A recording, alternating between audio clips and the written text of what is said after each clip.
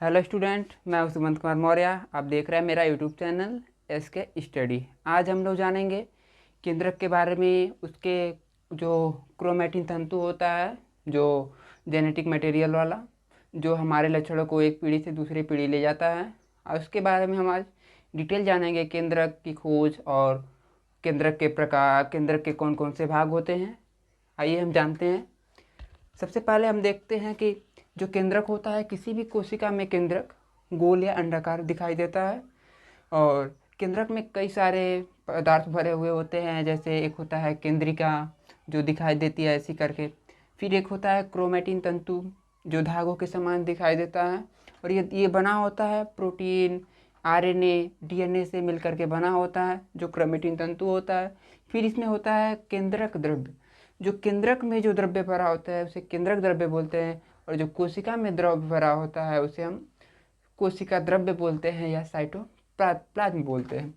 इसके जो बाहरी संरचना होती है, जिसके द्वारा केंद्रक घिरा होता है, उसे हम बोलते हैं कोशिका कला, केंद्रक कला बोलते हैं। केंद्रक की खोज सर्वप्रथम रॉबर्ट ब्राउन ने किया था। कब? 1831 ईस्वी में किया था।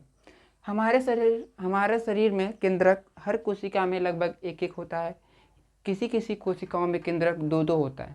और हमारे शरीर में एक होती है RBC, जिसके अंदर के कोई भी केंद्रक नहीं होता। इसे हम कहते हैं अकेंद्रीय कोशिका। यानी जो RBC होती है उसके अंदर कोई भी केंद्रक नहीं होता, वो बिना केंद्रक के कोशिका काम करती है।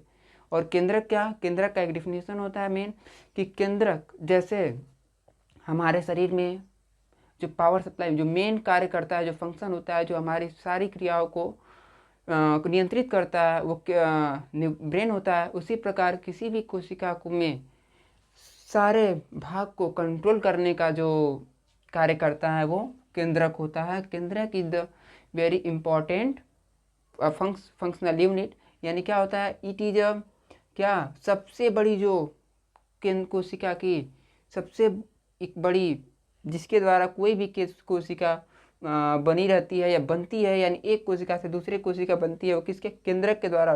किसके द्वारा? केंद्रक के। और केंद्रक के किस भाग के द्वारा? जो क्रोमैटिन तंतु होता है। क्रोमैटिन तंतु 3 चीज से बनता है: DNA, RNA और प्रोटीन के द्वारा बना होता है क्रोमैटिन तंतु। और इसमें मेन भाग होता है, मेन जो हम लोग पढ़ते हैं DNA। ये इसका क्या कार्य होता है DNA का? DNA होता है जो हमारे जो लक्षण होते हैं, जो पीढ़ी दर पीढ़ी हमारे लक्षणों को एक पीढ़ी से दूसरी पीढ़ी में ले जाने कार्य करता है, वो होता है DNA। दूसरा, DNA का पूरा नाम होता है डीऑक्सीराइबोस न्यूक्लिक एसिड। और ये है RNA का मेन कार्य होता है कि ये हमारे जो आनुवांशिक सूचनाएं रहती हैं उनको लेकर भाग जाता है। और प्रोटीन का तो कार्य सबको पता होगा। प्रोटीन हमारे शरीर में वृद्धि का कार्य करता है।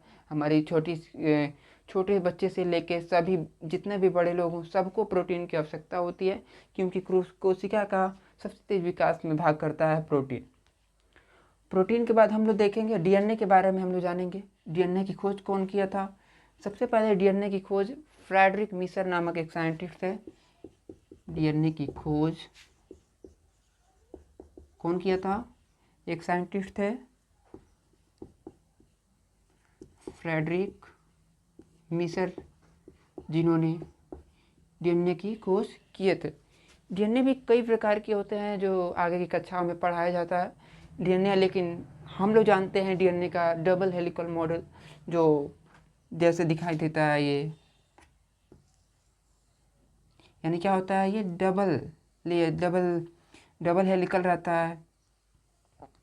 और ये कई चीज़ से मिलकर बनता है। ये बेस से, ऐसे बेस के द्वारा न्यूक्लियोटाइड, शर्करा, यानी कई चीज़ों से DNA का निर्माण होता है। और आज की क्लास में बस इतना ही। इसके आगे हम लोग कल आगे डिटेल तक पढ़ेंगे। अगर ये क्लास अच्छी लगी हो तो लाइक एवं सब्सक्राइब कीजिएगा और शेयर कीजिएगा। Thank you.